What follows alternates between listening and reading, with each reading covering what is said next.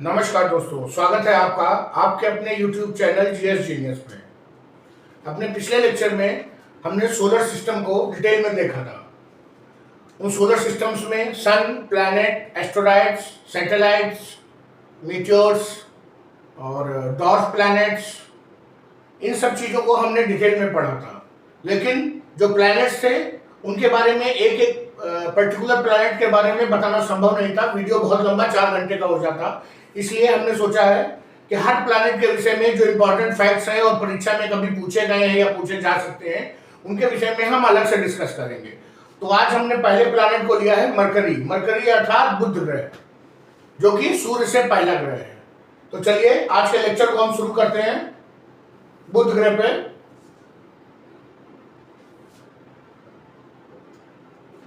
Mercury is the first planet from सन।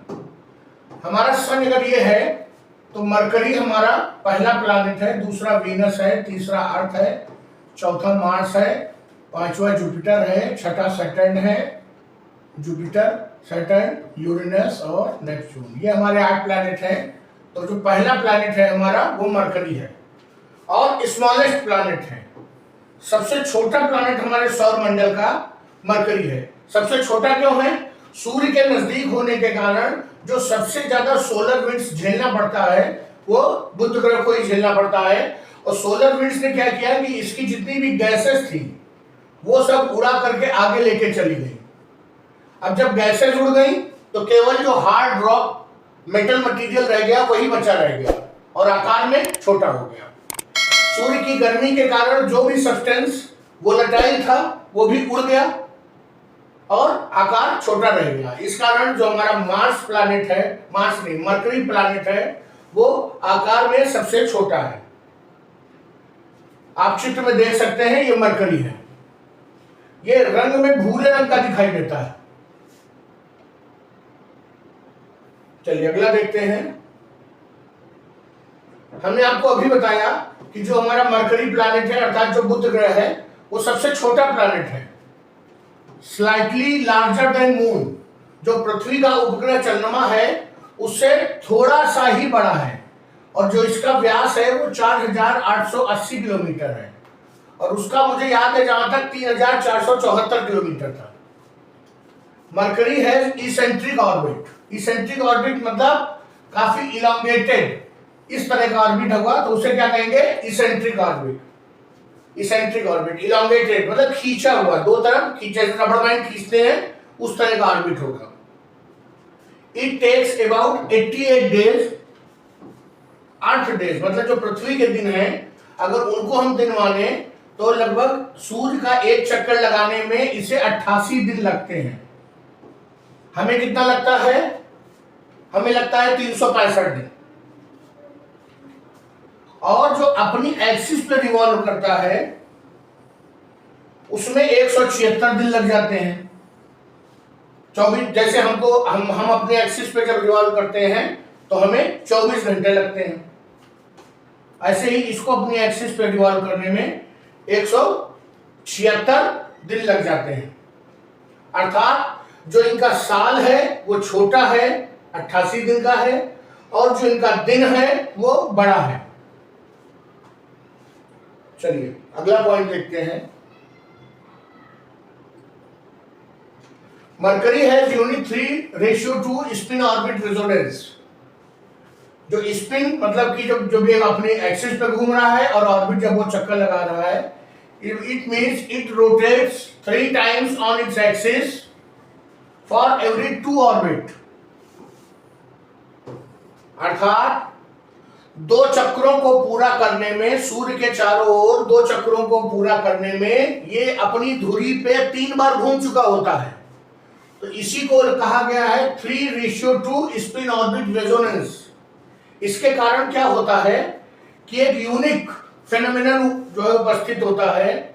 इसमें बिल्कुल unpredictable sunrise और सनसेट होता है और उसके कारण कुछ जगहों पर, मतलब जो मरकरी प्लैनेट है उसकी कुछ जगहों पर जो दिन है वो बहुत लंबे हो जाते हैं।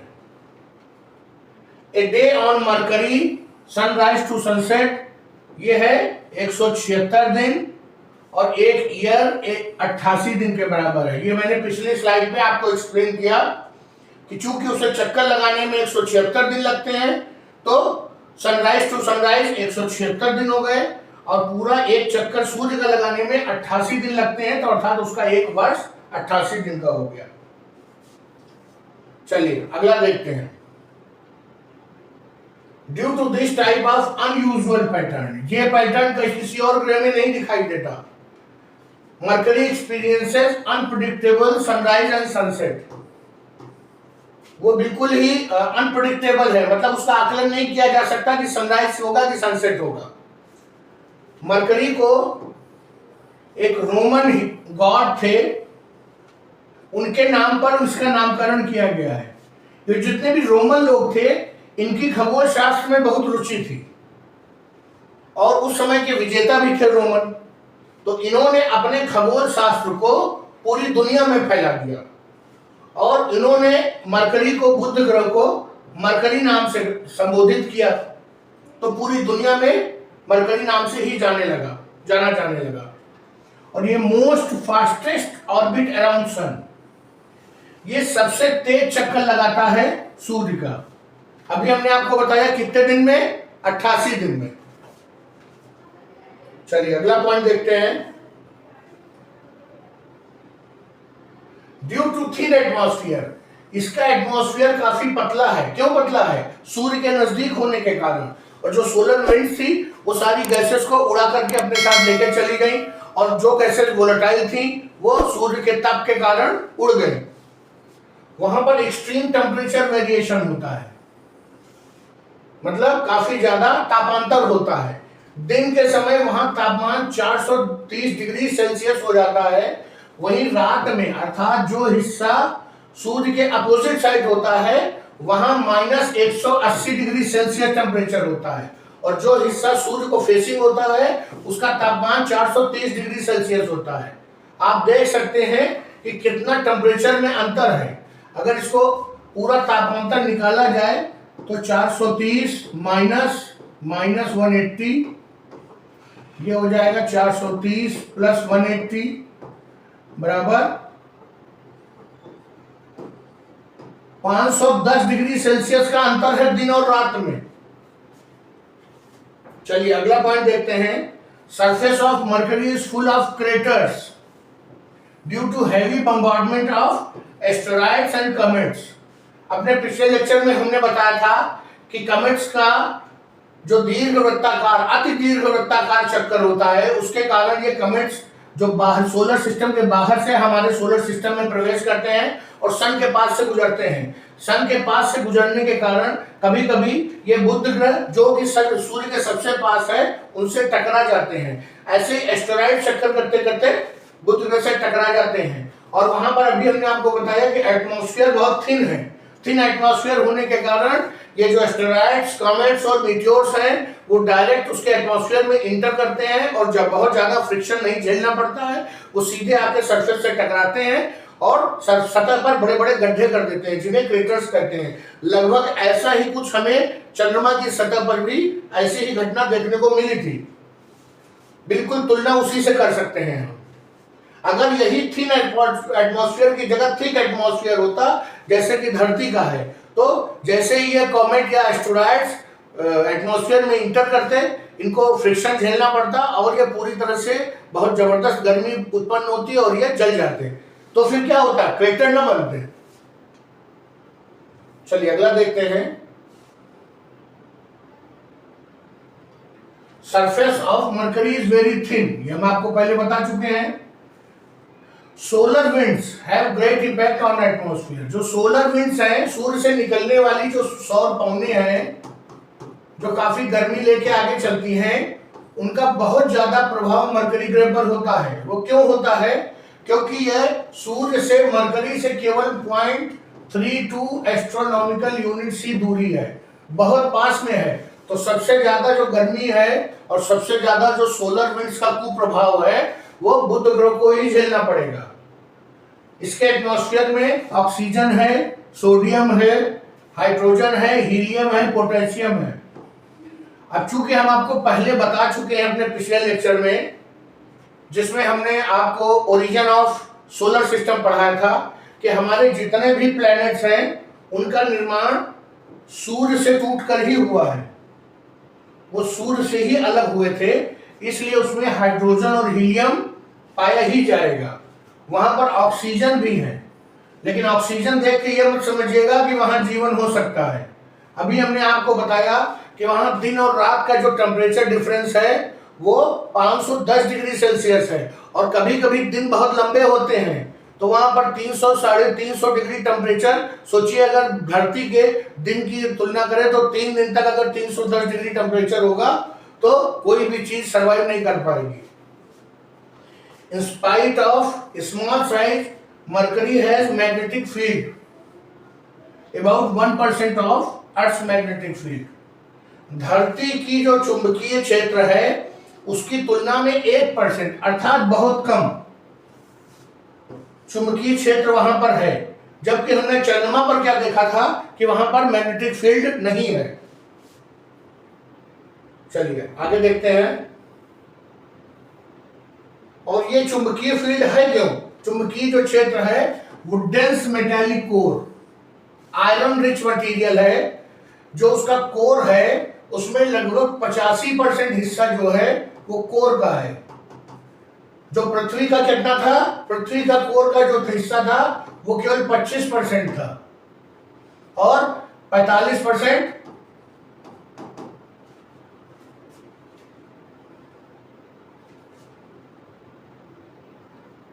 चलिए आगे देखते हैं।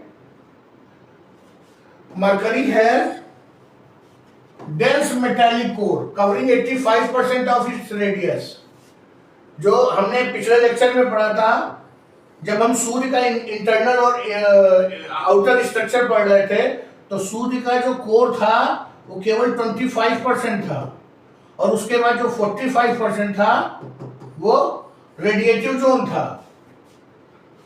तो लेकिन यहां पर क्या है कि 85% का जो रेडियस है वो कोर से कवर हो जाता है, और कोर में क्या है? आयरन है। जब आयरन होगा तो स्वाभाविक है मैग्नेटिक फील्ड बन जाएगी। चलिए अगला पॉइंट देखते हैं। Unlike other planets, mercury do not have any natural satellite. हमने अपने सोलर सिस्टम वाले वीडियो में बताया था कि मरकरी और वीनस दो ऐसे ग्रह हैं जिनका कोई भी नेचुरल सैटेलाइट नहीं है, और संभवतः उनके सैटेलाइट रहे होंगे, लेकिन सूर्य के जबरदस्त ग्रेविटेशनल खिंचाव के कारण वो सूर्य में समा गए होंगे, क्योंकि ये सूर्य के बहुत नजदीक है। अधिकांश समय ये जो मरकरी है ये पृथ्वी से दिखाई नहीं देता है। क्यों नहीं दिखाई देता है? क्योंकि ये सूर्य के इतनी पास है।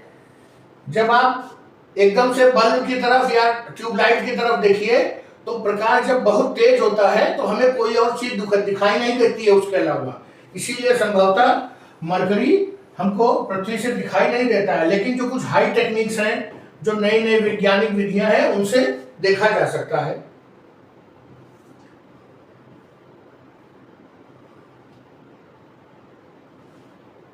वैज्ञानिकों ने माना है कि जो मरकरी का कोर है उसमें आयरन है, लेकिन वो क्या हो रहा है? मॉल्टेन स्टेट में है, लेकिन वो कॉन्टिन्यूसली ठंडा हो रहा है, लगातार ठंडा हो रहा है। और ठंडा होने से क्या होगा? कोई भी चीज जब गर्म होती है, हीटअप होती है, तो वो फैलती है, और जब वो ठंडी होती है तो वो सिकुड़ती है। तो जब हमारा जो मरकरी का कोर है, कोर का मतलब केंद्र,